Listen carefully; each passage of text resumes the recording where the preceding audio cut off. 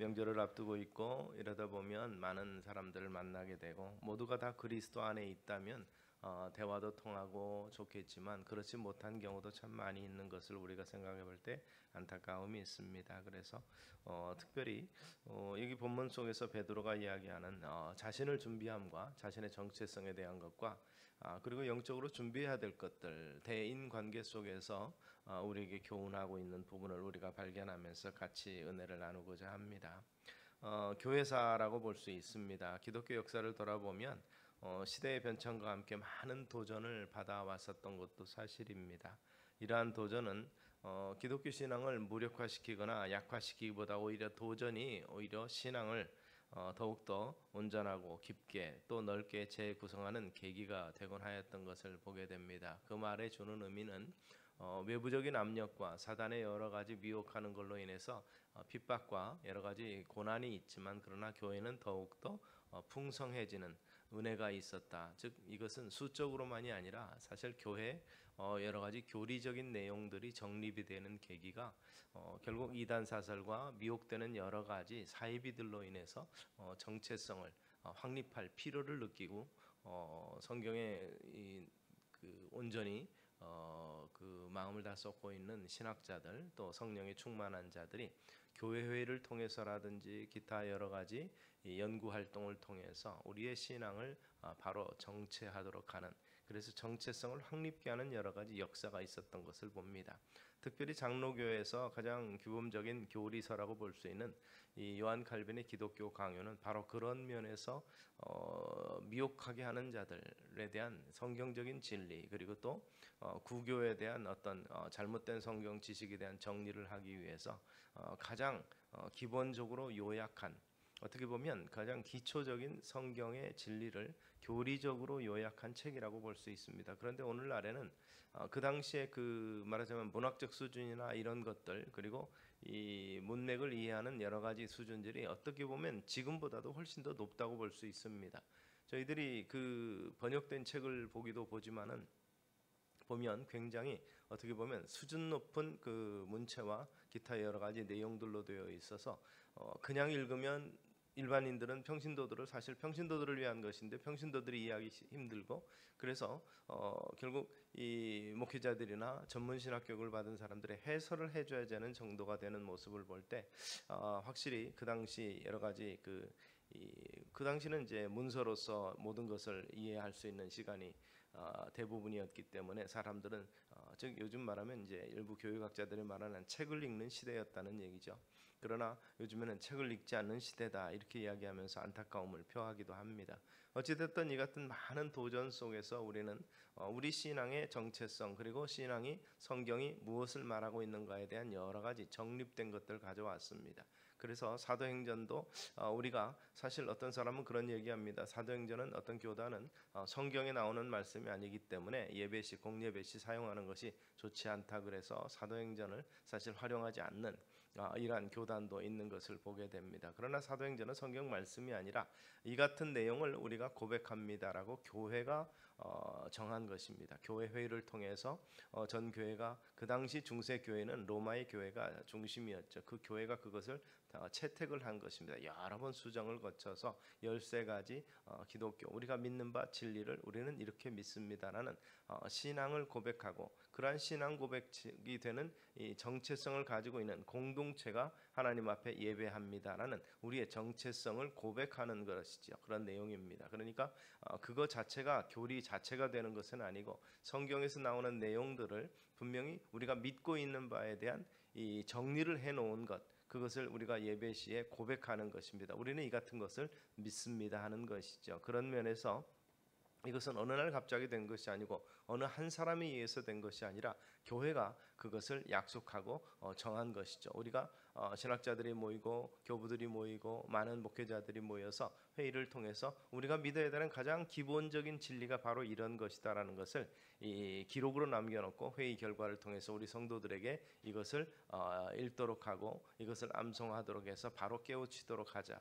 왜냐하면 그 당시만 해도 사실 성경이 평신도들에게 공급되지 못하던 시절이었기 때문에 그렇습니다. 양피로 된 라틴어 성경이 기본이었고 그래서 그 내용을 누가 말씀이 정말 그런가 상고하고 싶어도 먼저 라틴어를 공부해야 되는, 그래서 그것을 신학적인 지식이 있어야만이 해석이 되는 그러한 부분이었기 때문에 그렇다는 것을 우리는 생각해 봅니다. 어찌됐든 이 신앙의 발전은 그런 여러 가지 이 도전에 의해서, 그리고 우리가 좀 더 성경적으로 말씀을 위해서 살아가기 위한 필요한, 다른 표현을 한다면 팁이라고 그럴까요? 그런 부분에 대한 것들이 필요해서 계속해서 발전되어 왔던 것을 보게 되는 것입니다.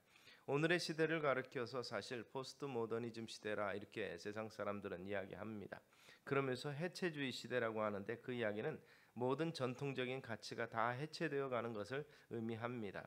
그리고 새로운 패러다임으로 삶의 목적과 가치를 재통합해 가려는 진지한 노력이 보이는 것도 사실입니다.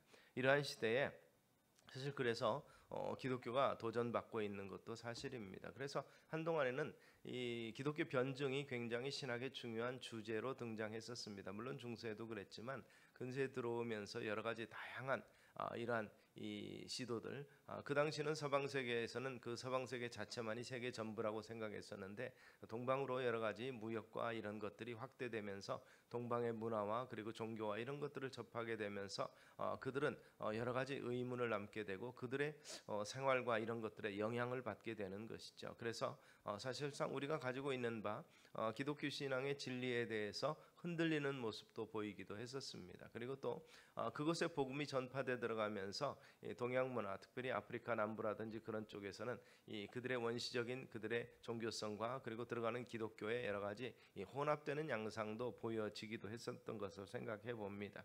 그래서 그러한 물음들에 대해서 정확하게 우리가 진단하고 그리고 정체성을 확립해 줄 필요가 있다는 생각을 우리가 하게 되는 것이죠. 그래서 지난 시대만 해도 뭐 기독교의 종교의 구원이 있느냐 없느냐 이걸 가지고 굉장히 변증으로서 많은 문제가 있었는데, 이제 사실 우리가 가지고 있는 바는 그걸 가지고 그들에게 변증하거나 논증할 의미가 별로 없어졌다는 것입니다.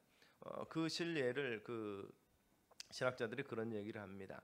이 세계의 이 많은 문물을 교환하면서 여러 가지 통화를 위한 이 경제 활동을 위한 화폐가 생겨납니다. 실물물 교환의 시대에 넘어서서 이제 대체제가 있는 화폐라는 게 있죠. 화폐가 있고 여러 가지 물질, 동전, 돈, 금 이런 것들이 있지만 전체적으로 가면서 다 이젠 가장 가치가 있는 거 다 들고 다닐 수 없기 때문에 가장 간단한 이 화폐를 사용하기도 하고, 또 요즘에는 전자로 이런 부분을 다 활용할 수 있게 됩니다. 그런데도 아직도 기본적인 화폐가 유지되고 있는데, 그 화폐가 유지되면서 가장 문제가 되는 것은 바로 위조하는 화폐죠. 위조된 화폐들, 이런 것들을 어떻게 구별할 것인가. 이 위조 화폐를 구별하는 사람들이 이 가짜를 많이 보면 되겠거니 생각을 하지만, 실제 이것을 구별하시는 분들의 훈련은 매일매일 계속해서 진본 화폐를 본다고 합니다. 진짜를 계속 봐서 그것이 탁 봐서 눈에 익은 상태에서 이 뭔가 가짜를 보게 되면 그 가짜가 다른 점이 눈에 들어오게 된다는 거죠.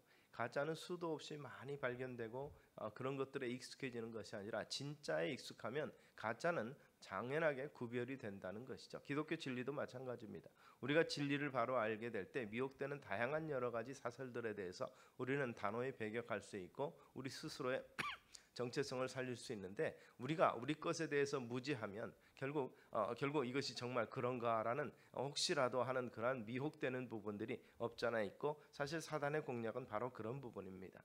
어떤 면에서 보면 무지한 이 성도들을 미혹하게 하는 일들, 그래서 그런다더라라는 이야기를 가지고 그것이 아니다라면서 내가 가지고 있는 여러 가지 불편한 것들, 그리고 의문사항에 대해서 결과를 빗나가게 하고 그래서 목표를 맞출 수 없는 이런 이 모습을 가지게 해서 혼론을 주는 것이 바로 어떻게 보면 사단의 전략이라고 볼 수 있고, 그런 면에서 보면 논쟁이 아닌 우리가 가진 것을 분명히 알 수 있는 부분, 그래서 베드로는 바로 이런 부분을 이야기하면서 오늘 본문은 그렇게 말합니다. 너희 마음에 먼저는 1차적으로 그리스도를 주로 삼아, 이렇게 말합니다.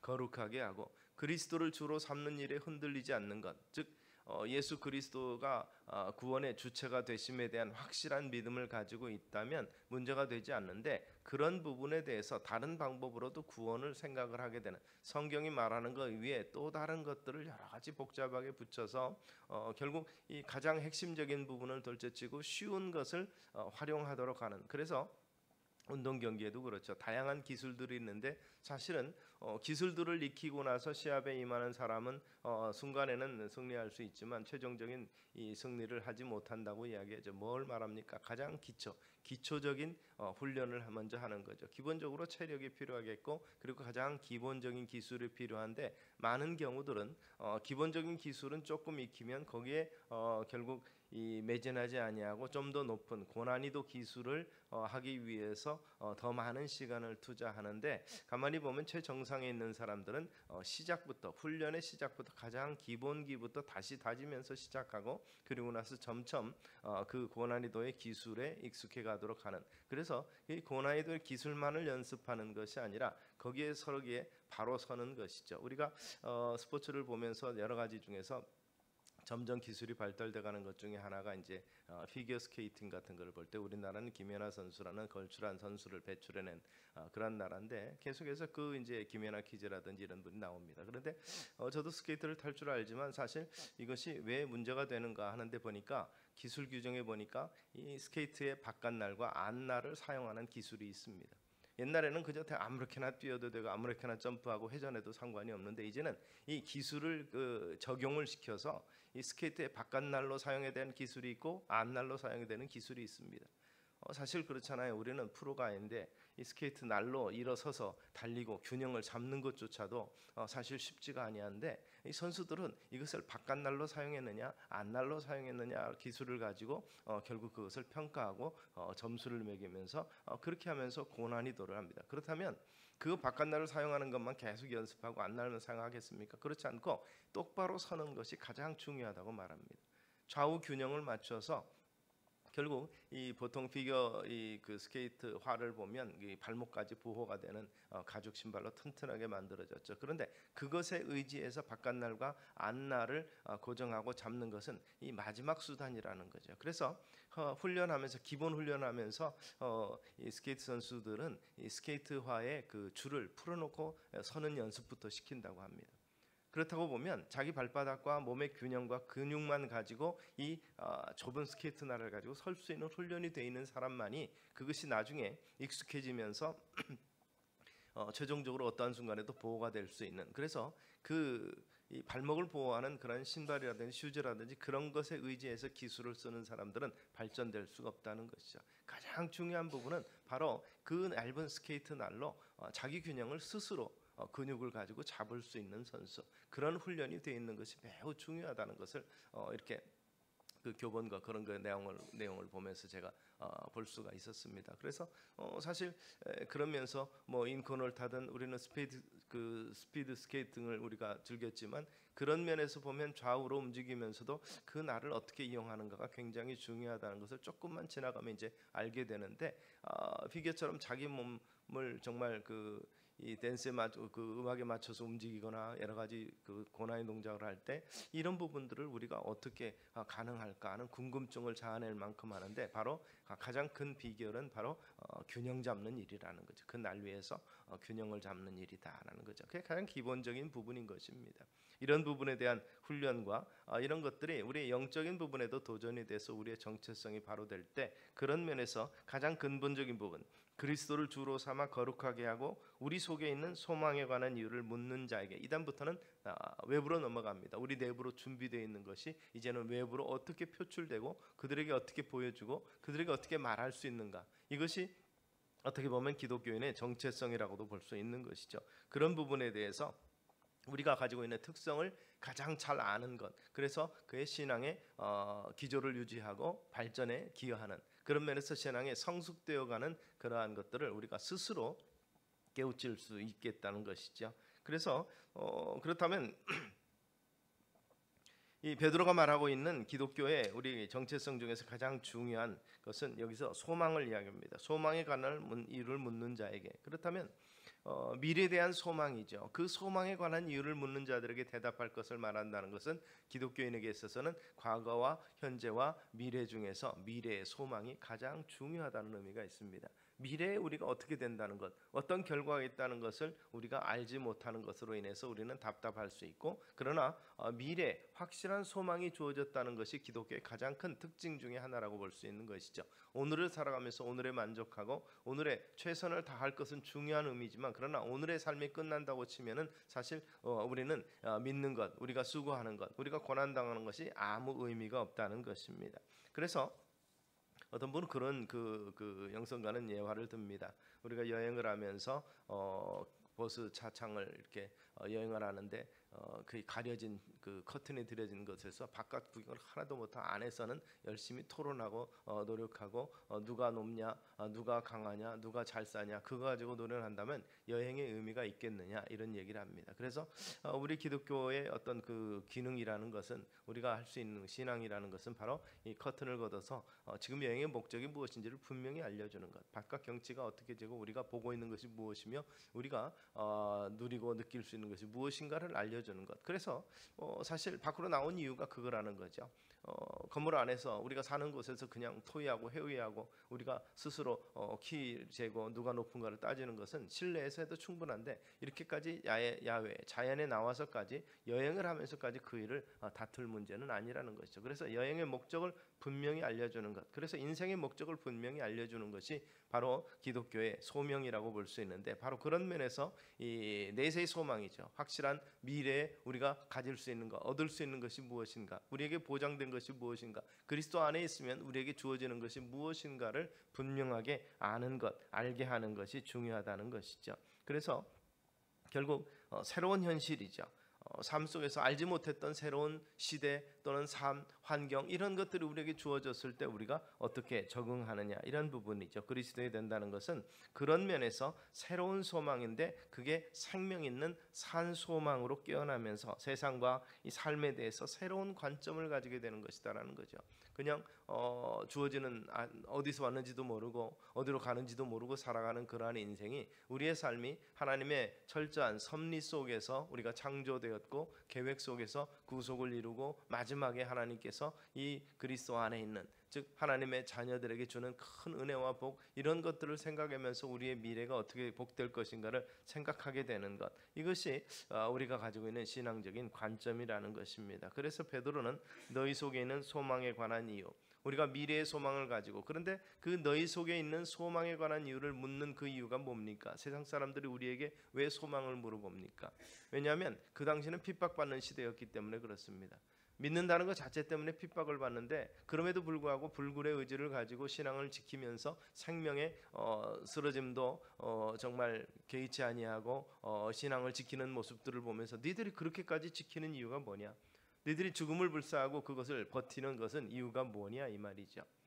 그런 부분에 대해서 그런 문제가 그들에게 적용이 되는 거죠. 그리고 핍박하고 그리고 괴롭힘을 당하고 고문당하고 다양한 어려움을 당하는데도 불구하고 중보할 수 있고, 사람들에게 선을 행하며 덕을 세우며 이러한 다양한 모습을 보면서 도대체 저들이 목적 삼는 게 뭐냐, 이것에 대한 궁금증을 유발시키는 것이 당시 초대교회의 성도들이었다는 것이죠.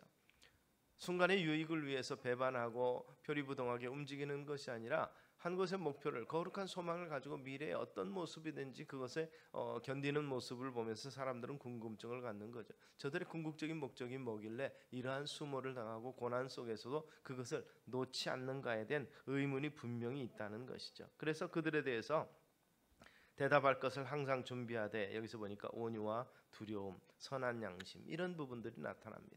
기독교인의 덕목 중에서 가장 중요한 것이 바로 온유와 거룩함과 선한 양심이라는 것을 베드로는 이야기하는 것이죠. 그들에게 보여줄 수 있는 것은 우리가 그리스도 안에 있고 하나님의 자녀됨의 이 특별한 순수성, 거룩성을 보여준다고 말하는 것이죠. 그래서 우리 기독교의 정체성 중에서 가장 중요한 영적인 의미는 자기 부인이며 또 자기를 초월하는 것이다, 이렇게 말합니다. 자기를 부인하는 것은 육체에 속해 있는 우리 모습을 부인하는 거죠. 그래서 자기 무의가 자기 초월은 하나님의 부르심과 연결이 됩니다.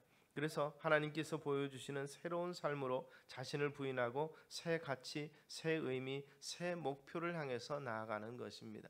그래서 세상 사람들이 말하는, 주님께서 말하는 이 노아의 시대에 먹고 마시고 시집가고 장가가고는 우리의 일상에 있는 것이 우리의 삶의 최종적인 목표가 아니라는 것을 분명히 보여주는 것이죠. 그래서 사도 바울은 에베소서 4장을 통해서 우리에게 이렇게 교훈합니다. 너희는 유혹의 욕심을 따라 썩어져가는 구습을 따라는 옛사람을 버리고 오직 너희의 심령이 새롭게 되어 하나님을 따라 의와 진리의 거룩함으로 지으심을 받은 바 새 사람을 입으라.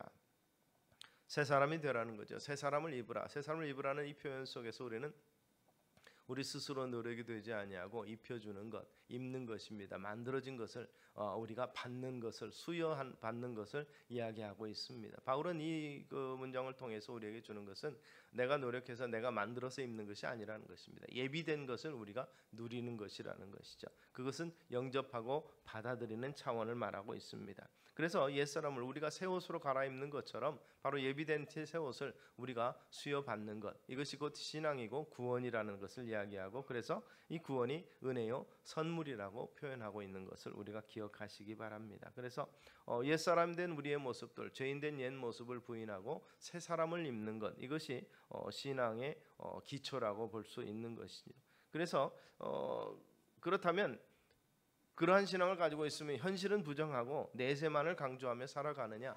이렇게 볼 때 그렇지 않다는 것입니다. 어떤 사람들은 일반 종교 속에서는 쾌락주의와 기타 이런 것들을 생각하면서 현실에서의 풍요와 만족과 즐거움과 이런 것들만을 위해서 살아가는 것을 부인한다면, 그러면 내세냐? 우리의 어려운 시절, 우리가 일제라든지 그 공산치하에서 우리가 고생하고 신음할 때는 당장의 삶이 힘들고 어렵기 때문에 미래를 많이 더 동경하는 신앙을 가졌습니다. 소망적인 신앙이죠. 그러나 그 시대가 이제 바뀌고 난 다음에도 그 핍박받던 시대의 신앙을 가지고 가게 되면 사실은 오늘을 살아가는데 문제가 있습니다. 오늘의 의미는 뭐냐 이렇게 물어볼 때 사실 대답하기 힘들거든요. 오늘은 정말 어떻게 살아도 내세 천국의 소망만을 가지고 살면 된다. 그래서 관계 속에서 다른 사람은 상관없고 나의 구원만 받으면 된다가 아니라 우리에게 주어지는 소명은 그렇습니다. 제자를 부르신 사명은 결국 하나님 나라 건설인 것이죠. 한 영혼이 천하보다 소중하다고 말씀하시면서 하나님께서 그 사명을 제자들에게, 곧 우리들에게 주신 것을 생각하면, 그렇다면 오늘 우리가 복음을 받아들인 것으로 끝나는 것이 아니라는 것이죠. 현실 긍정, 가난하고 버림받은 사람들, 주변에는 많은 연약한 자들을 돌보면서 주님께서 우리에게 베푸신 그 사랑과 은혜를 나누고 그것을 실천하는 삶을 살아야 된다는 것이죠. 그래서 하나님께서는 세상을 사랑하시기 때문에 세상을 포기하지 아니하셨습니다. 포기하지 아니한 그 하나님은 우리를 어떻게 하기를 원하셔요? 하나님의 자녀로서 오늘을 살아가면서도 내일에 대한 확실한 보장을 해주시면서 오늘을 살아가면서 풍성함을 누리면서 하나님의 사랑과 은혜가 무엇인지를 알게 하는 삶을 살게 하려는, 그것 위해서 우리에게 풍성함을 주시는 것입니다. 그리고 그것을 위해서 우리의 생명을 보존하는 것이고, 그것을 위해서 곤고하고 힘들고 어려울 때 주님께서 우리에게 은혜 베푸시고 피할 길을 내시고 그리고 인도하시는, 선한 길로 인도하시는 그 하나님이신 것을, 그래서 하나님은 지금도 일하십니다. 지금도 하나님은 자녀들을 위해서 일하시고 천사를 부려서 우리들을 보호하시는 것이죠. 바로 이런 부분에 대해서 우리가 이것을 바로 알아야 된다는 것이 베드로의 우리의 말씀인 것입니다. 그래서 주변에 우리가 신앙으로 헌신적인 삶을 살아가게 될 때 오늘 현실을 살아가면서 현실에 의미 있게 결국 하나님의 말씀을 실천하면서 살아가는 삶을 통해서 세상이 우리를 보게 되고 그 우리 속에서 하나님 살아계심을 보게 된다는 것입니다. 그래서 우리는 그 헌신하고 섬기는 사람들을 우리 기독교 개신교에서도 많이 보지만 사람들의 인식 속에서는 헌신과 봉사 그러면 상징적으로 떠오르는 사람이 있죠. 옛날에 그 수녀로서 헌신하면서 결국 세상을 떠났지만 그 마더 테레사라는 이름을 통해서 굉장히 구제와 봉사와 이런 가난과 이웃을 돌본 사람으로 상징적으로 보여줍니다. 또 리빙스턴도 있죠. 리빙스턴 같은 경우는 아프리카의 별처럼 어둠을 밝히는 그러한 역할을 감당했고, 슈바이처 같은 경우도 바로 의료라든지 기타 다양한 것을 통해서 아프리카를 복음화시키는 일에 최선을 다했던 모습들을 보게 됩니다. 그들은 일반적으로 보통 이야기할 때 그들의 삶은 충분히 자기의 사는 현실에서 귀족적인 삶, 어떻게 보면 풍요로운 삶, 사회적인 위치와 이런 것들을 누릴 수 있는데도 불구하고 오히려 그것들을 버리고 정말 힘들고 어려운 사람들을 위해서 자기 삶의 전부를 드렸고 자기의 가진 바 달란트를 활용하는 이렇게 귀한 삶을 살았던 것을 볼 수가 있습니다. 그 중에서 테레사 같은 경우는 그와 함께 일하는 동역자들에게 그런 얘기를 했다고 그래요. 가난하고 버림받은 자들을 돕는 일들은 단순한 봉사 차원이 아니고 자기 만족이 아닙니다. 이렇게 얘기했다고 합니다. 버림받은 그들의 눈동자 속에서 그들과 함께 고통당하며 눈물을 흘리고 있는 예수 그리스도를 본다고 그는 이야기했다고 합니다. 또 한편으로 바로 그 아프리카의 성자라고 볼 수 있는 리빙스턴 같은 경우는 그 아프리카에서 문명의 혜택을 받지 못하는 것만 안타까운 것이 아니라 그 문명의 혜택보다도 더 중요한 복음을 알지 못하고 하나님을 알지 못하는 그런 어둠 속에 있는 자들에게 빛을 주는 것, 그것이 훨씬 더 중요한 의미가 있었다, 이렇게 이야기를 합니다. 바로 이런 부분들을 우리가 생각해 보는 것이죠. 그런 면에서 그들은 하나님께서 이 땅에 우리에게 허락하신 그 사명, 평화를 만들어내고 죄와 이 하나님과 원수되었던 데서 화목해 만드는 일을 위해서, 그래서 참 평강의 왕으로 오신 예수 그리스도를 그들 속에 소개하고 그들로 하여금 참 평안을 누릴 수 있도록 만들어주는 일을 하는 평화의 사역자라. 그래서 어떤 면에서 보면 이 정말 진정한 피스메이커, 세상에 전쟁을 없이 하는 것보다 더 중요한, 그래서 죄와 악과의 전쟁 속에서 자고로 참된 평안을 가져오게 하는 그러한 평화의 사역자가 바로 그들이 아니었는가 생각을 해보는 것이죠. 오늘 우리도 바로 그와 같은 삶의 현실에 있어서의 삶의 모습이 그러한 평화의 사역자로서 하나님의 거룩한 나라 건설을 위한 일꾼으로서 일할 수 있는 우리의 삶의 모습이 있게 되기를 주의 이름으로 축원합니다. 그래서 그 같은 임을 하게 되는데 힘듭니다. 우리가 고생하는데 어떻게 우리가 우리 힘으로 감당할 수 있습니까? 라고 호소할 때 하나님께서 우리에게 성령의 도우심을 준다고 성경은 약속하고 있는 거죠. 그래서 기독교인의 정체성은 그렇습니다. 나 혼자 일하는 게 아니다는 겁니다. 교회는 혼자 일하는 것이 아닙니다. 거룩한 하나님께서 그들과 함께 하시는 임마누엘의 약속을 실현시켜주고 계신다는 사실을 우리가 놓치게 되면 우리는 지칩니다. 그런 면에서 우리는 세상의 칭찬과 그리고 인정과 이런 것에 목말라 하게 되는 것이죠. 그러나 우리는 가장 높으신 하나님의 칭찬과 격려와 그리고 도우심을 체험할 수 있는 비결을 성경을 통해서 우리는 배우게 되는 것이고, 실제적으로 그 같은 힘을 가지고 그 같은 사역을 하신 믿음의 선진들을 우리는 소유하고 있는 것입니다. 그래서 시편 23편을 통해서 내 영혼을 소생시키시고 자기 이름을 위하여 의의 길로 인도하시는 그 하나님을 우리는 실감하고 누리는 신앙의 모습이 우리 속에 있습니다. 그래서 하나님이 원하시는 일에 길을 걸을 수 있도록 새로운 힘을 부여해 주신다는 것을 고백할 수 있는 것입니다. 우리가 세상 사는 동안에 우리 현실에서 무기력하고 회의가 있고 도전이 있고 그 덕분에 좌절되거나 이런 무의미한 그러한 삶의 허탈감, 이런 것들을 극복하고 하나님의 거룩한 사역에 참여하게 되는 것, 오늘을 살아가는 우리의 삶의 모습이 되어야 될 줄로 믿으시기를 바랍니다. 그렇게 하기 위해서 성령의 능력 안에서 지속적으로 새로운 힘을 공급받아야 됨. 그래서 우리는 교회는 홀로 서는 것이 아니라 바로 성령의 도우심을 통해 서게 되고, 믿음의 삶도 성령을 통해서, 그래서 기독교 영성가들이라고 말하면 요즘에 그러한 부분을 말씀하시는 분들은 우리 자신 안에 있는 어떤 에너지를 개발해서 극대화시키는 그러한 슈퍼맨 같은 사람이 되는 것이 성도가 아니라고 말합니다. 오히려 성령의 능력으로 새로운 삶을 살아가는 것이 바로 성도의 능력이라, 이렇게 말하는 것입니다. 내게 있는 것을 개발해서 뭔가 특별한 것이 변화돼서 되는 것이 아니라 위로부터 오는 은혜를 통해서 우리가 그 사역을 감당케 되는 것이죠. 그리고 그 결과는 어떻습니까? 그렇게 성령께서 함께 하실 때 우리에게는 은혜와 평강이 주어진다고 말합니다. 사도 바울은 거의 모든 서신을 통해서 은혜와 평강이 너희에게 있을지어다, 교회를 통해서 편지를 보낼 때 바로 그 같은 이야기를 합니다. 중요한 의미 속에서 그리스도 안에 있는 많은 사람들에게 그리스도로 말미암은 은혜와 평강이 주어지는 것, 그래서 은혜와 평강으로 살아가는 독특한 삶이 바로 그리스도인의 삶이라는 것이죠. 어떠한 상황 속에서도 은혜와 평강을 누리는 삶, 그리고 그 평강으로 말미암아서 흔들리지 아니하는 담대함이 있는 삶, 그 같은 삶이 우리 기독교인의 정체성이라고 볼 수 있는 것이죠. 하나님 우리 아버지와 주 예수 그리스도를 좇아 은혜와 평강이 있기를 원하노라. 매우 중요한 의미를 가진 말씀입니다.